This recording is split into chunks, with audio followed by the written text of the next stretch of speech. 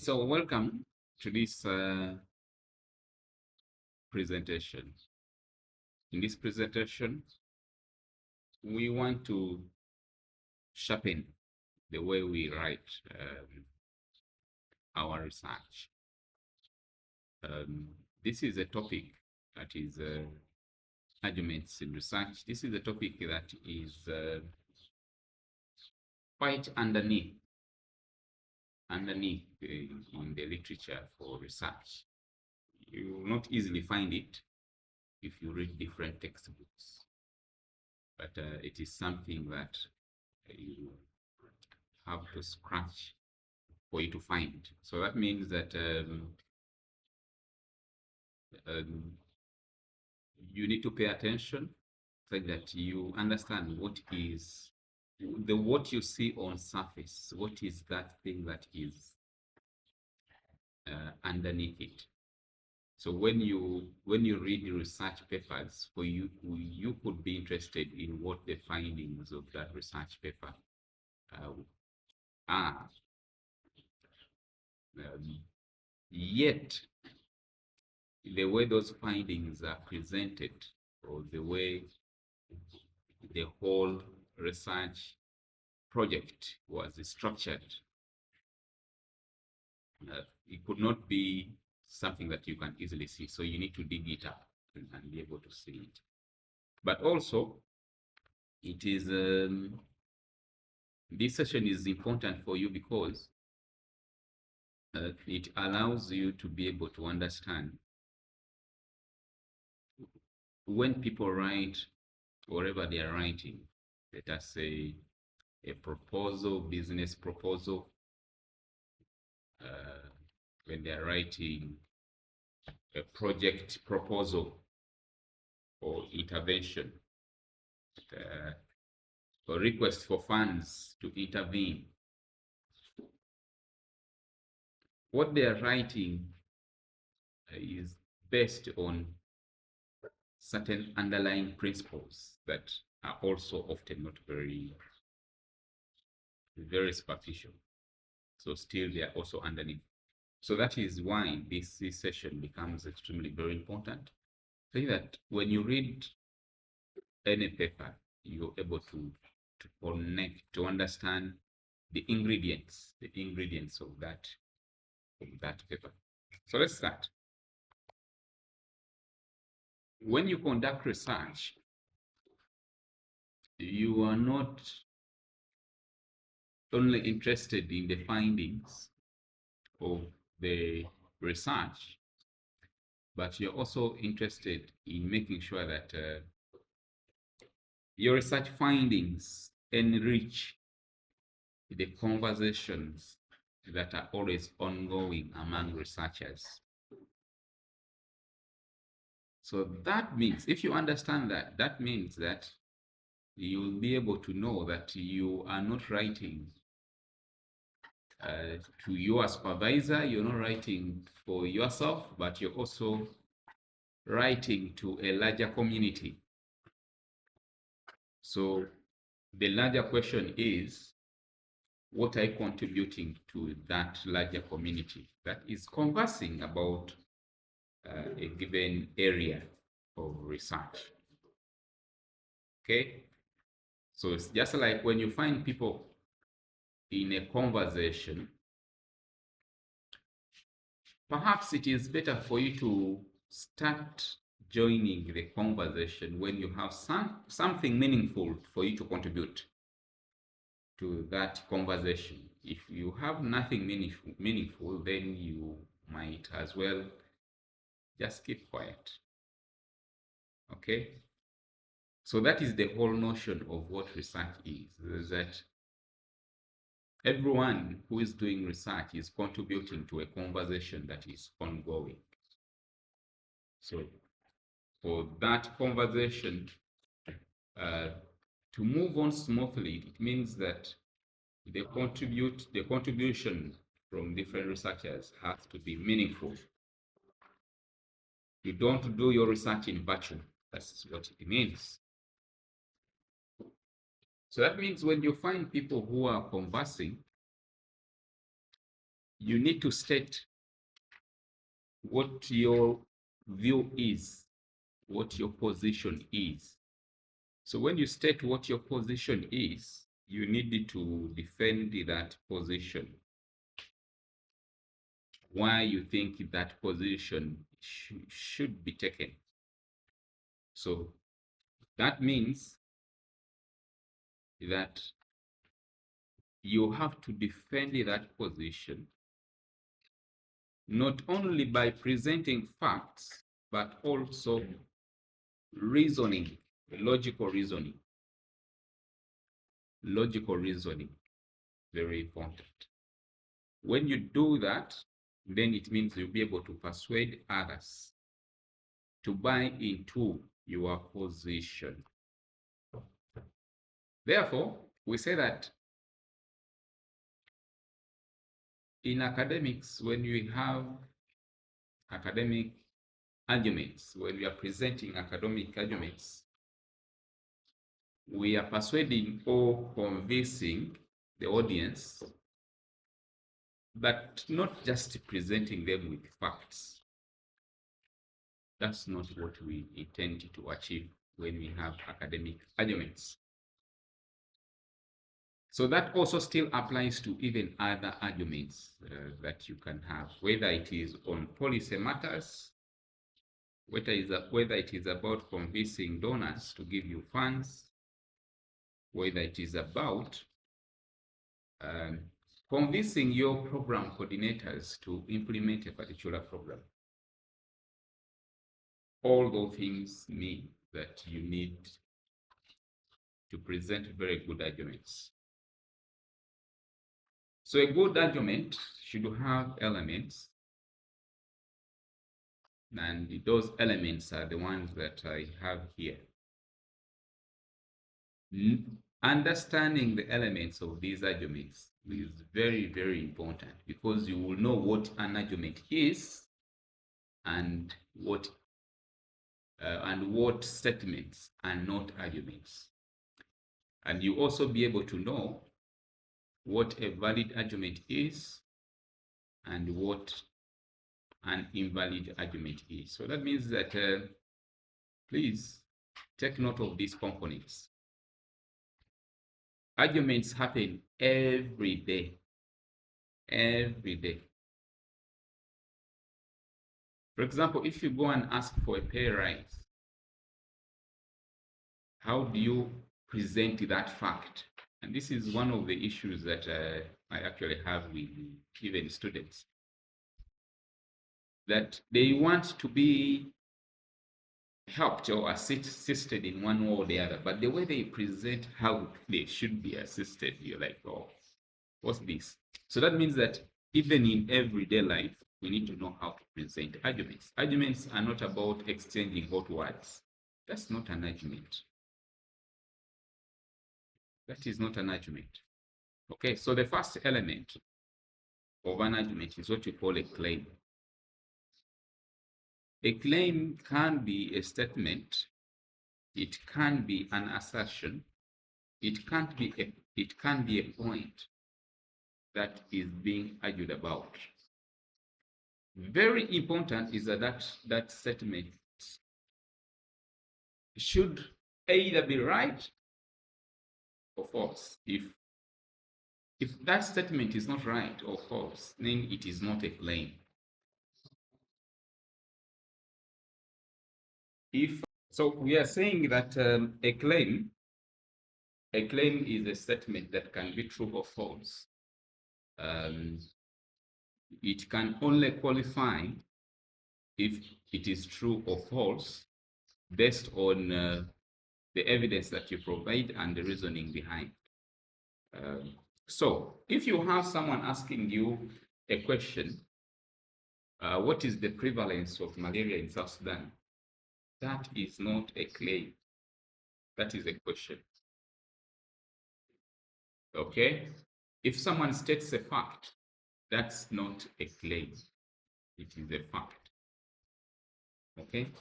So a statement that can be found to be true or false is what we call a claim. If someone says that school uniforms should be mandatory in public schools, that statement can be argued in either direction. Okay, so that statement can be true or false. But if you present proper logical reasoning, then the argument can largely be taken as true. So that means that the claim has to be backed up by evidence. That evidence should come from research, what we call empirical evidence, should come from credible studies or rigorously conducted research studies. That's when you can have facts or data considered as evidence. So in this case, if you say that statistics indicate that there is improved student behavior in school with uniforms, that means you're backing up your claim.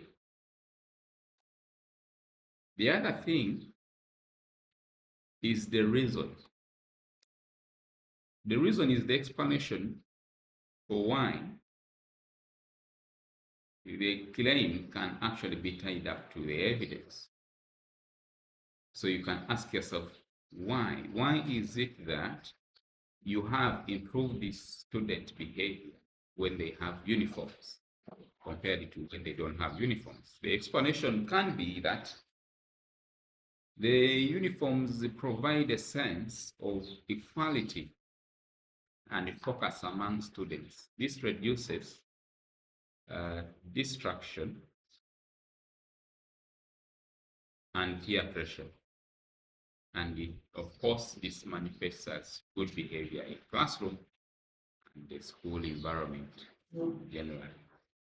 So the reasoning links the claim, links the claim and the evidence. The other part is what we call a warrant, which is basically the underlying assumption or principle that must be true for the reason to hold valid. It is often unstated. Someone will not say that the warrant of this is this. No, it is often not stated. So we say it is implicit. Implicit. Implicit is to say that something has not been directly said, but this is the underlying assumption or principle. So here, the warrant is that everyone actually is interested in having improved the student behavior. That's why it is even worth discussing. So that's the warrant. It's the underlying assumption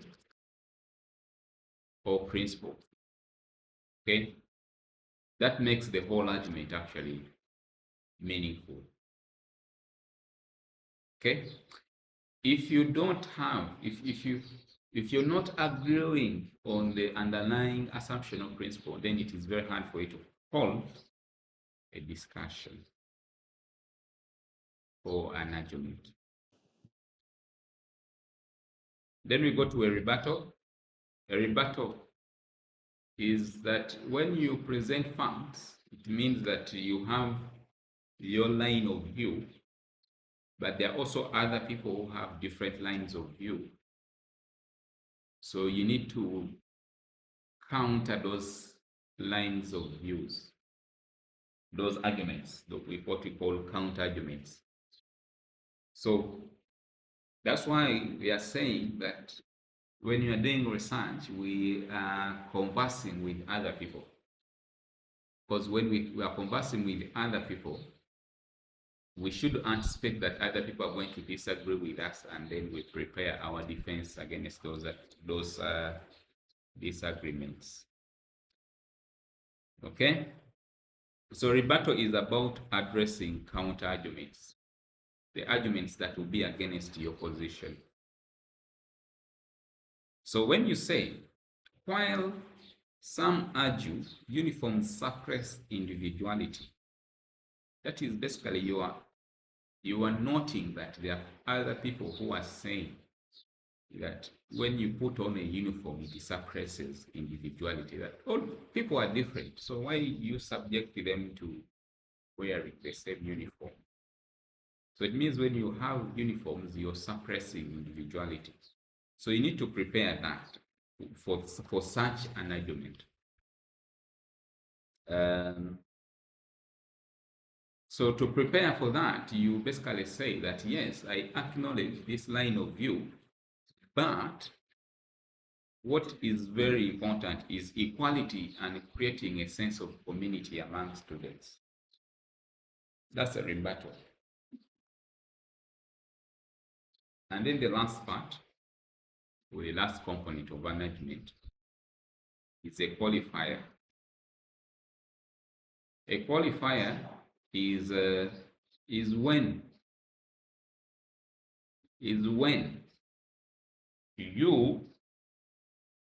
you acknowledge that, yes, this is where I stand, but there are also situations where my stand is not always 100%.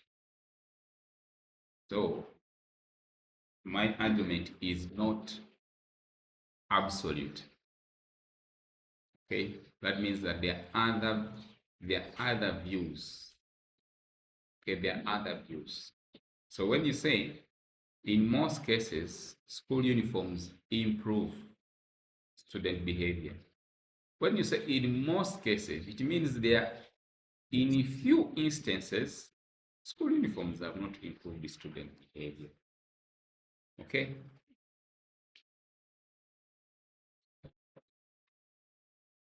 So I've described the 6 components of one argument, but if you are not to complicate matters, please remember to claim and evidence. At least remember those ones: a claim or an evidence. What I've not talked about is that the reason can be called a premise. The reason can be called a premise. So you make a claim, you give evidence, and then you come up with a good conclusion. But at least know that for every statement that you make that can be false or true, provide evidence for it. So at least the 2 things, make sure that you have a claim and evidence. So let us look at the 2 types of arguments very fast. We have deductive and inductive arguments. When you start with a general statement and have a specific conclusion, that is what you call a deductive argument. Okay? So if all the premises which we just said, these are statements, when they are actually correct, when you have statements that are correct, it means you will have the right conclusion. Okay? Remember the premises I said you can call them reasons.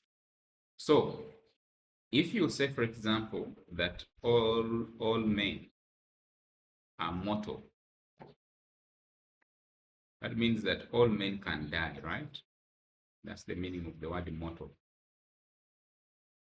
All men are mortal. And then you say Socrates is a man, then it is very logical to say that Socrates actually is mortal. Okay?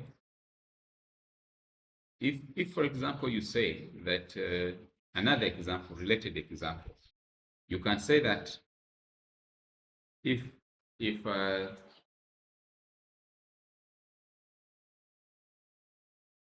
the fish can swim, the fish can swim, and then you say tilapia is a fish, the conclusion is therefore that the tilapia can swim. If the two first statements or the two premises are true, then the conclusion must be true. Must be true. And the must be true becomes a very important word here. So that's how we make conclusions. Okay, if the statements are true, then the conclusion is going to be the right conclusion. If the statements are not true, then you're not going to have the right conclusion. So this becomes very important in your research work. When you how you deal with your data and how you make your conclusions becomes very important. And then we have what we call inductive arguments. These ones you start with specific observations and then make general conclusions. The conclusions are likely. The keyword is likely, meaning that it is not a must that they should be correct. The conclusion is likely correct, but it is not always guaranteed that is correct. If, for example, you observe that Jane buys coffee every day at 11 a.m., then the conclusion that you can draw from that is that Jane is likely to buy tea tomorrow at 11 a.m. That's a conclusion. It is believable, but it is not a must that actually Jane will buy tomorrow. It may not be the case. So that's why using the most likely, majority, likely, these are not words that we use jokingly. These words are meaningful because they convey the extent to which you believe your conclusion is right or wrong. When you're making good arguments, we can take any of the three routes. Not even any of the. If you say any of the three routes, it means when you take one route, you leave another route. You can take a combination of the routes or the techniques. So we have ethos, which is about credibility. Pathos is about emotions, appealing to emotions, emotional appeal. And then logos, which is basically about logical reasoning. In scientific writing, there's nothing to do with the appealing to anyone's emotions. That's not something that we're interested in. In scientific writing, we're interested in logical reasoning and in providing evidence that comes from credible sources. So ethos is about building credibility. When you are citing resources, please make sure that your resources are credible. Okay? You remember what we call the hierarchy of evidence. The hierarchy of evidence tells you the extent to which evidence from studies can be regarded as evidence of the highest quality. If you have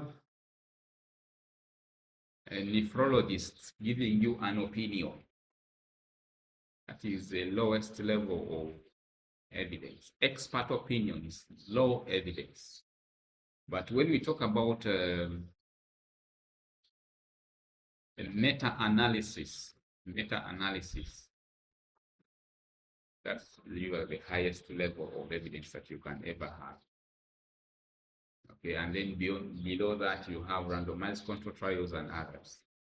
But these ones down here, they are not very credible. So even when you're trying to convince people, whether it is a political debate, whether it is a policy discussion, always make sure that the people who are going to speak are people that can be believed. If someone has been corrupt and then he's the one leading your campaign to be elected, no one will listen to you. No one will listen to you. So credibility is very important. So you cannot make a very good argument if you're not credible. Pathos, if appealing to emotions, you don't want to have this in your research work, or even in your academic write-ups. These are things that are applied in speeches, political speeches, evoke people's emotions such that you can get sympathy votes. Even advertising, it applies there. Storytelling, NGOs that are getting pictures of someone who is severely malnourished and sending these pictures to donors such that they can receive donations, that is appealing to people's emotions.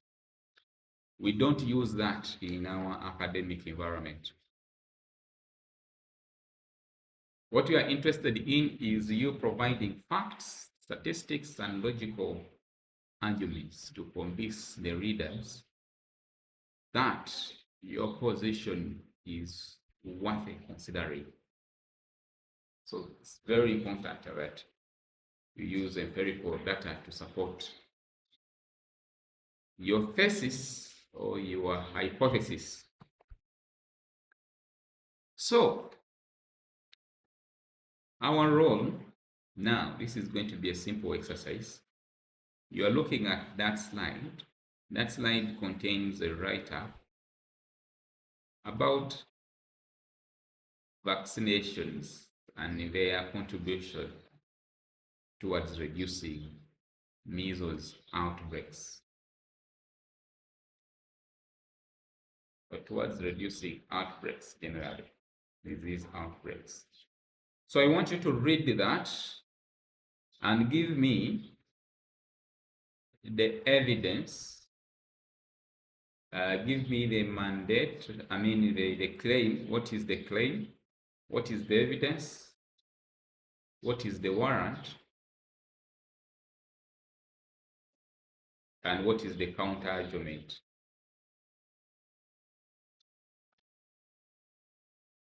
So we go. This is a claim here.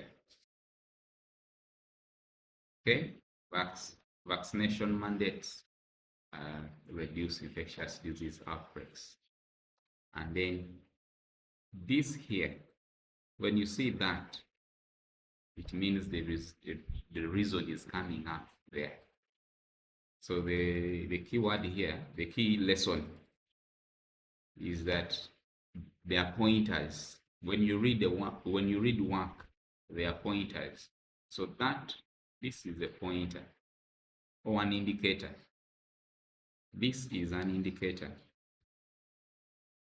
This here is also an indicator. This here also is an indicator.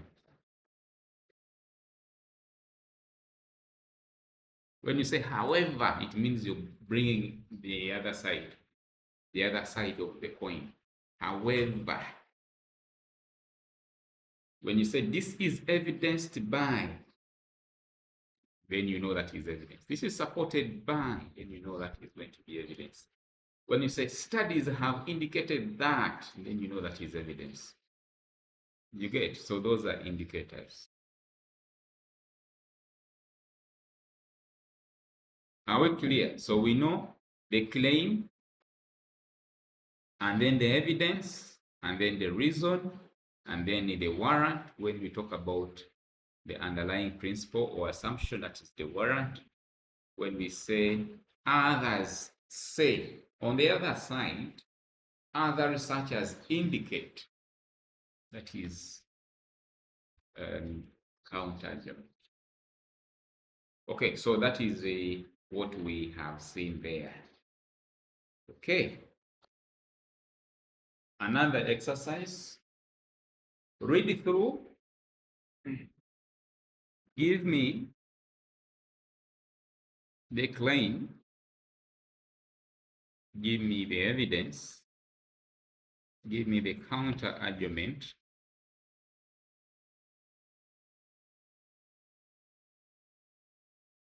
give me the conclusion.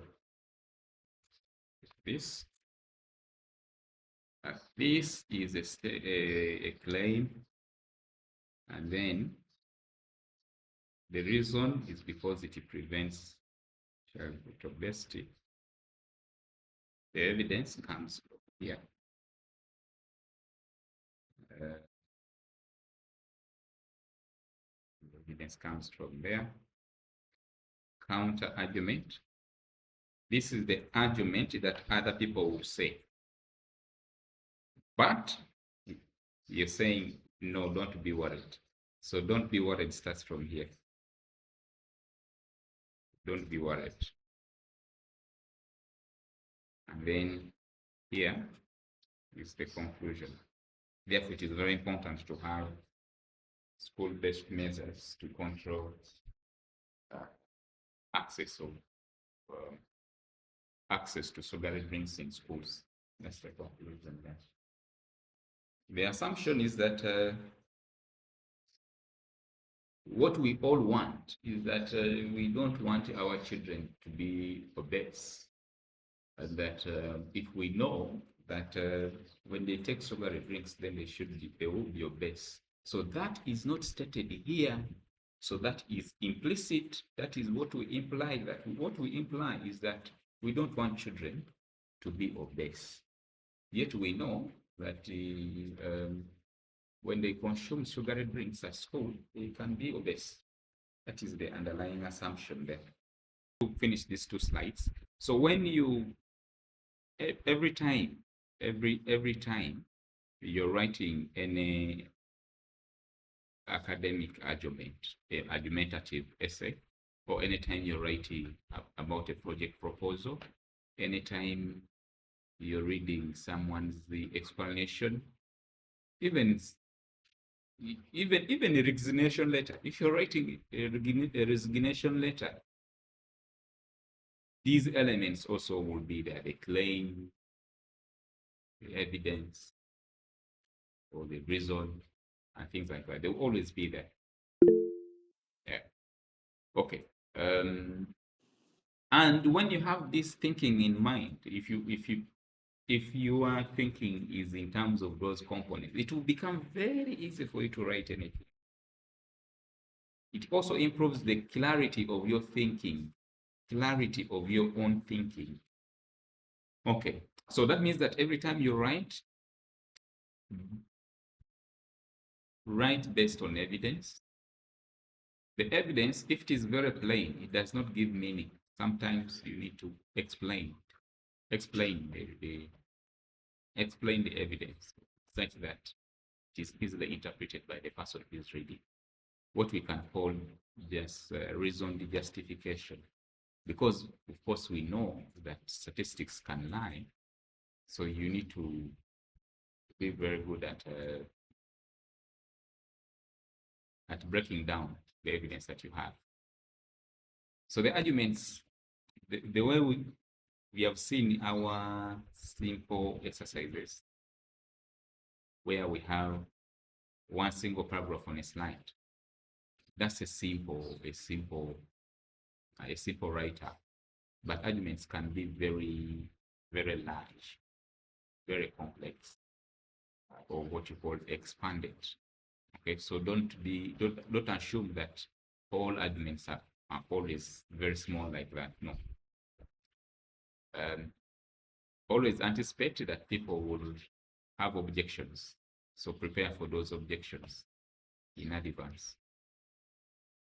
So that means that for every work that you write, know what your claims are. What are your reasons to support your claim? What evidence do you have? What are the warrants or the underlying principle? Sometimes we say these are implicit, or sometimes they can be explicit. Okay? Yeah, so be ready to counter or respond to people who object to what you say.